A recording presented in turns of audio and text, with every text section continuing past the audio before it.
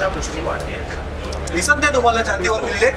दुसऱ्यांदा मला पाळणं भेटताना धक्के बसले इथे काय अतिरेकी घुसले हे दुसऱ्यांदा घडलं गेल्या अधिवेशनामध्ये सुद्धा घडलेलं यावेळी सुद्धा घडलेलं यांच्या सोबतचे बॉडीगार्ड हे लोक कोण आहे धक्का देणारे दुसऱ्यांदा झाले दुसऱ्यांदा धक्का लागला मला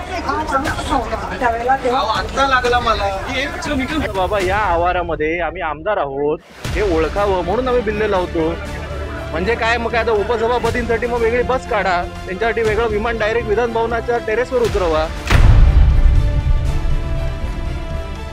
जाऊन लागलेला स्वतः नम्रपणे सांगता तुम्ही असताना एक असतं म्हणजे ही गोष्ट तुमची संस्कृती आहे यांच्या सोबत कोणी ओमणे गोमणे सोमणे येतात आणि आमदारांना धक्के देतात ही सगळी फालतूगिरी बंद झाली पाहिजे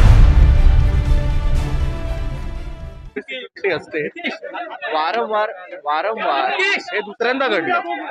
गेल्या अधिवेशनामध्ये सुद्धा घडलेलं यावेळी सुद्धा घडलेलं यांच्या सोबतचे बॉडीगार्ड हे लोक कोण आहे धक्का देणारे उद्या आम्ही हात सोडले तर त्यामुळे या सभागृहामध्ये आमदारांचा यथोचित मान हा राखला गेला पाहिजे मी मुद्दामून नाही झालं मग आमच्या छातीवर बिल्ले लावलेत ना हे बिल्ले कशाला लावतो आम्ही जर कोणी आम्हाला ओळखत नसेल तर बाबा या आवारामध्ये आम्ही आमदार आहोत हे ओळखावं म्हणून आम्ही बिल्ले लावतो म्हणजे काय मग आता उपसभापतींसाठी मग वेगळी बस काढा त्यांच्यासाठी वेगळं विमान डायरेक्ट विधान भवनाच्या टेरेसवर उतरवा हे दुसऱ्यांदा घडलं पहिल्यांदा घडलं मी काही बोललो नाही यांच्या सोबत कोणी ओमणे गोमणे सोमणे येतात आणि आमदारांना धक्के देतात ही सगळी फालतूगिरी बंद झाली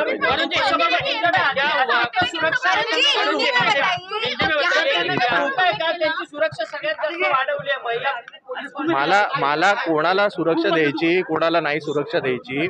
हा काही माझा विषय नाही तो सरकारचा विषय माझं म्हणणं एवढं सरळ सोपं आहे की विधान भवनाच्या आवारात मेन गेट पासून ते विधान भवनांमध्ये आत येईपर्यंत हा जो मधला पॅसेज आहे या पॅसेजमध्ये आमदार जर चालत असेल आणि आमदाराला कोण उपसभापती असतील किंवा अजून कोणाच्या सुरक्षा रक्षकांनी त्यांच्या कार्यकर्त्यांनी धक्काबुक्की करणं योग्य आहे का याचं आम्हाला उत्तर मिळावं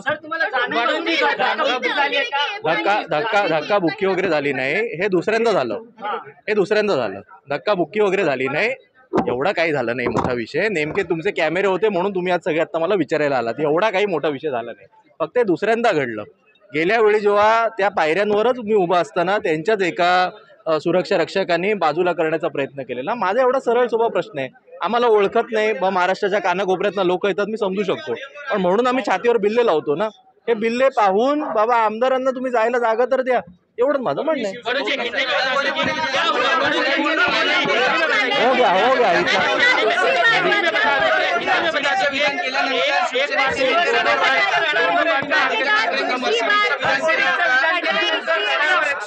नहीं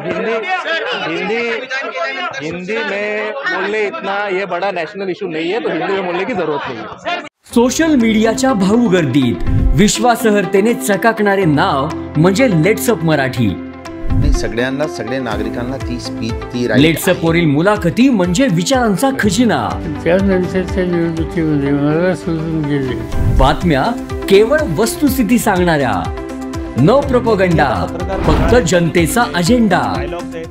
क्योंकि आने वाला कल जाने वाला है जाने वाला कल आने वाला है राजकारण मनोरंजन असो की क्रीडा क्षेत्र महाराष्ट्राची स्पंदने संवेदनशीलतेने टिपणारे माध्यम म्हणजे लेट्सअप मराठी जगासोबत एक पाऊल पुढे राहण्यासाठी लेट्सअपचे ॲप सोशल मीडिया आणि वेबसाईट सोबत कनेक्टेड रहा।